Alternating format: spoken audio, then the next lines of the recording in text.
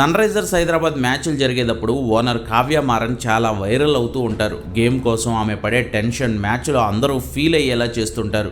గెలుపు ఓటములు సహజమే అయినా ఎప్పుడూ గెలుపు కోసమే పరితపించే యాజమాన్యాలు ఆటపై చూపించే డెడికేషన్, దాని చుట్టూ ముడిపడి ఉన్న వందల వేల కోట్ల రూపాయల వ్యాపారం, ఇలా ఎన్నో రీజన్స్ ఉంటాయి వాళ్ళ టెన్షన్స్కి. మరి అలాంటిది 18 ఏళ్లుగా ఆ టెన్షన్ని పడుతున్నారు ప్రీతి జింతా.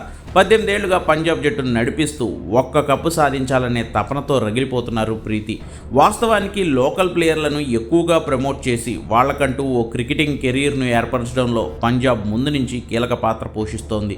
ఈ ఏడాది కూడా చూడండి, ఏ జట్టు ఆడించినట్లుగా 6 అన్క్యాప్డ్ ప్లేయర్లతో అద్భుతాలు సృష్టిస్తోంది పంజాబ్. ప్రియాన్ షారియా, ప్రభసిమ్రన్, శశాంక్ సింగ్, హర్ప్రీత్ బ్రార్ ఇలా స్థానిక ఆటగాళ్లని ఎక్కువగా ప్రోత్సహిస్తూ వాళ్లతోనే అద్భుతాలు చేయించడంలో టీం ఓనర్గా ప్రీతి జింతా తీసుకుంటున్న నిర్ణయాలు చాలా కీలకం. తన సహచర యజమానులైన నెస్వాడియా, మోహిత్ బర్మన్ల నుంచి ప్రీతి జట్టు యాజమాన్యం విషయాల్లో చాలా తలనొప్పులు, కోర్టు కేసులను ఎదుర్కొంటున్నారు. అయినా తన యాక్టింగ్ కెరీర్ను పక్కన పెట్టి మరి 18 ఏళ్లుగా పూర్తిగా తనకు క్రికెట్పై ఉన్న ఇంట్రెస్ట్తో మాత్రమే ఇక్కడ వందల కోట్ల డబ్బును ఇన్వెస్ట్ చేశారు ప్రీతి జింతా. ఎన్నో జట్ల యాజమాన్యాలు చేతులు మారినా కూడా ప్రీతి జింతా మాత్రం ఒక్క గెలుపు లేకపోయినా సరే తన టీంను ఇన్నేళ్లుగా వదిలిపెట్టలేదు.